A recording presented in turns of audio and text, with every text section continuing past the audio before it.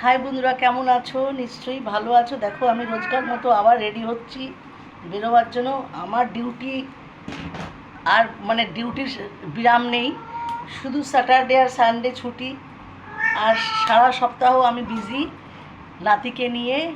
আজকে আবার স্কুল আছে, এই নতুন স্কুল যাবে, এই 2 বছর 1 মাস নাতির বয়স।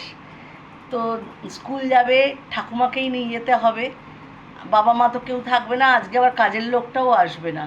তো সবটাই আমাকে দেখতে হবে, তাই তোমাদের সামনে ভয়েসে এলাম যে তোমাদের সাথে শেয়ার করি। সব কিছুই শেয়ার যখন করি তখন এটাও শেয়ার করতে পারি। আর এই দেখো, গরম গরম চা এসে গেছে।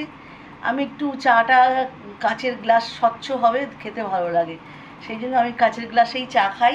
চাটা খেয়ে বেরিয়ে পড়বো। তোমরা সবাই ভালো থেকো, সুস্থ থেকো, আর খুব প্রফুল্ল থেকো সারাটা দিন। যে যার কাজ করো, আমিও রেডি, আমিও বেরিয়ে পড়বো এখন। চাটা খেয়েই বেরিয়ে পড়বো। ঠিক আছে বন্ধুরা, টাটা, বাই, ভালো থেকো, সুস্থ থেকো।